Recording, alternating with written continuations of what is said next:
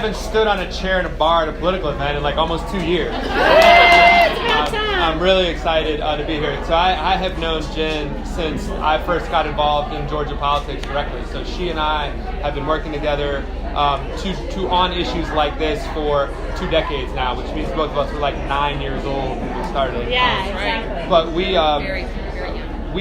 We have done things together in Red Clay Democrats. We've done a variety of other things. And there's 2 things about her that I think are just crucially important. The first is that you always know where she stands. She has always, throughout her career in every aspect of her life, so long as I have ever known her, stood up for people who would not otherwise have a voice. This is somebody who with me and others, she worked at the law firm that I'm currently at for many years, Bonder, Mixon, and Elmore, Amanda's here, others, which I think is the greatest law firm in the world. Here.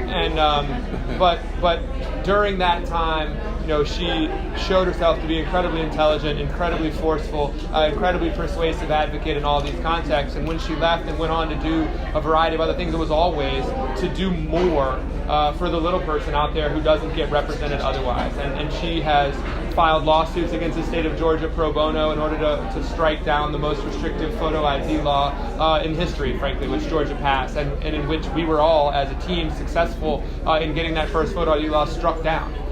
She has stood up for consumers over and over and over again. In fact, she has worked side by side with me on cases to try to make sure that big banks don't prey on their poorest customers and literally make millions, some would say billions of dollars on preying on the people who can afford it the least. It's a true sort of outrage in a lot of ways, and Jen has always been on the front lines of that fight.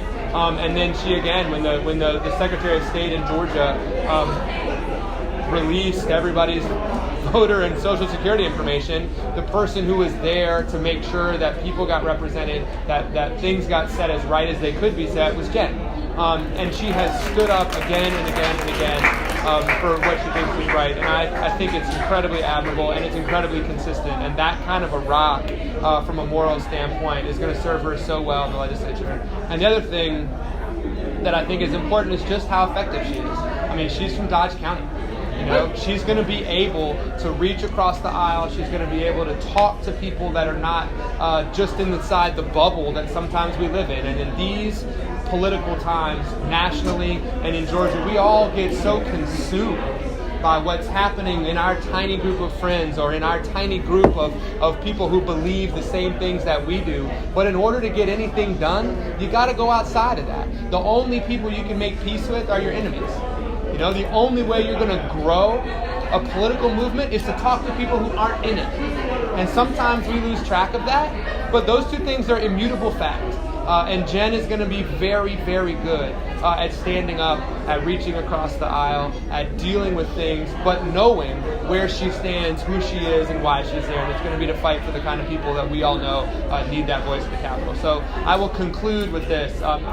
There's a lot of people who need Jen Jordan in the state Senate, and a lot of them don't even know it yet.